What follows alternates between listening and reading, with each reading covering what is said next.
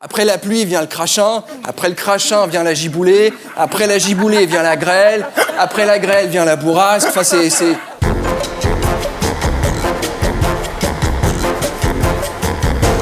Et maintenant, j'accueille Gaspard Proust pour « Elle est pas belle la vie ».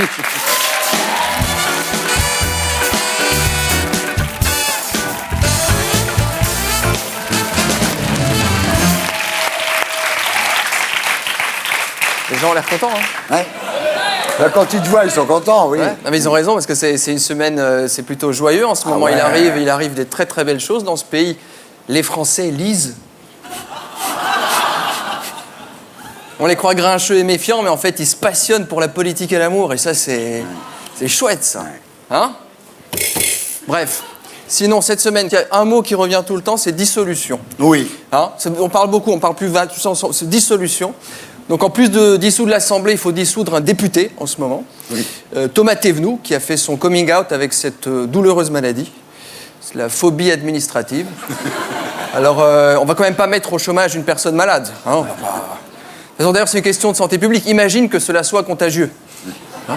Est-ce qu'on peut prendre le risque de laisser ce mec filer dans la nature? Hein? C'est-à-dire, si tout le monde chope sa maladie, plus personne va payer ses loyers, ses impôts. Donc c'est... Du coup, évidemment, tout le monde a oublié le gouvernement Valls 2. Valls 2, on dirait un peu le nom d'un terminal d'aéroport. Oui. C'est le... Hein? Ça fait un peu...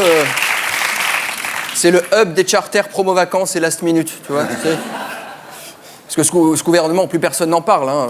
Autant on sait tous ce qu'on a fait le 11 septembre 2001. Je pense que dans 20 ans, quand une fille va demander à son père « Papa, tu faisais quoi le jour de la démission du gouvernement Valls ?»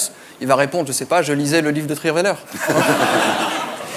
Alors, il reste quand même des belles images dans ce gouvernement, quand même. Quand on voit Laurent Fabius, Stéphane Le Foll, Michel Sapin, qui marchent côte à côte, et devant eux, Najat Vallaud-Belkacem. Ne dirait-on pas le remake de 3 hommes et un couffin?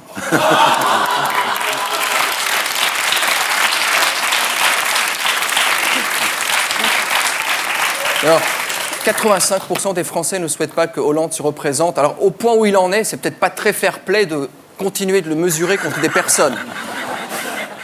Hein? Oui. Enfin, ça serait peut-être plus intéressant de le mesurer contre des objets de la vie quotidienne. Hein? Je veux dire, si demain avait lieu le premier tour, pour qui voteriez-vous? Un pot de chambre, une cartouche d'imprimante, François Hollande ou une machine à raclette? Là, dans l'hypothèse où François se qualifie pour le deuxième tour, quel serait le meilleur candidat en face? Une boîte de cirage ou un deltaplane? Hein? Oui, ça donnerait une indication intéressante. Alors, il a réagi quand même très dignement à la polémique des sans-dents. Et je dois dire que moi, je ne méprise pas les sans-dents. Non. Dans l'intimité, ce sont elles qui, de loin, donnent le plus de plaisir.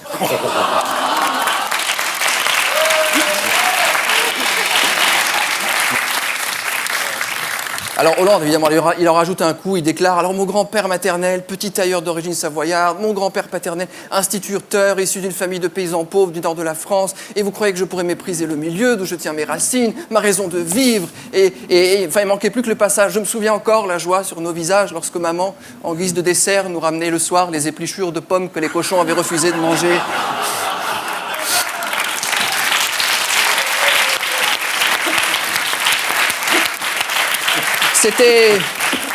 C'était Byzance, comme nous disions, c'était notre manière à nous, petits pauvres, d'oublier que pour nous payer nos vacances de camping, on fabriquait des prothèses dentaires avec le cartilage de nos hamsters.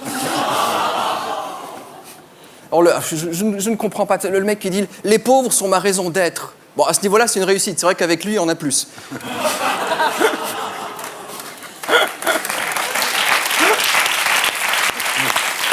De toute façon, il y a des choses plus importantes, comme le déficit public. Hein, ça, elle a encore raté. La croissance n'est pas encore venue. Putain, la salope. Tu vois? Elle a encore posé un lapin.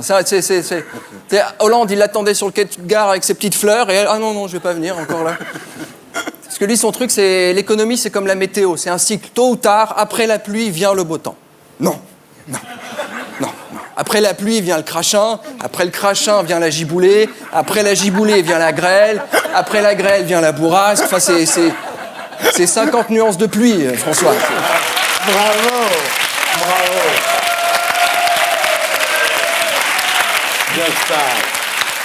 Alors, Alors, bien entendu, en tant qu'observateur, comme ça, de la vie publique, on entend partout, ça favorise qui? La montée du Front National. Le Front National. Alors je me disais, si Marine Le Pen devient présidente, parce que c'est l'idée qu'on nous vend, bon, moi je commente. C'est crédible. Bon, après, monsieur tout le monde, pourquoi pas madame n'importe quoi, hein, c'est pas... oui, non, elle va faire des trucs incroyables. Elle va dissoudre l'Assemblée, elle va sortir de l'euro, elle va doubler le SMIC, baisser les loyers, augmenter le débit de la Loire, raboter le Mont Blanc, enregistrer un disque avec Jimi Hendrix. Enfin... Mais... Ok. Elle fait ce qu'elle veut, admettons. Mais ce qui m'intéresse dans cette histoire, c'est, bon, si elle devient présidente, elle n'est pas mariée. Donc son mec, quand elle va arriver au pouvoir, elle va le quitter. Est-ce que lui, il va se venger? Est-ce qu'il va écrire un livre? Après, merci pour ce moment. Dankeschön, Fraulein, für das Moment.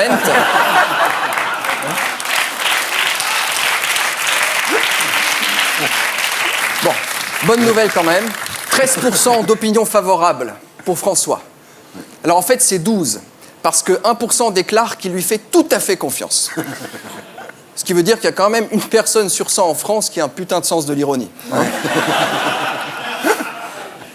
Donc ça, c'était la bonne nouvelle. Et j'en ai une autre, comme on est dans la lignée des Ice Bucket. Alors, dans la lignée de l'Ice Bucket Challenge, moi aussi, je m'engage. J'ai ramené mon seau. Je propose le Fisk Bucket Challenge.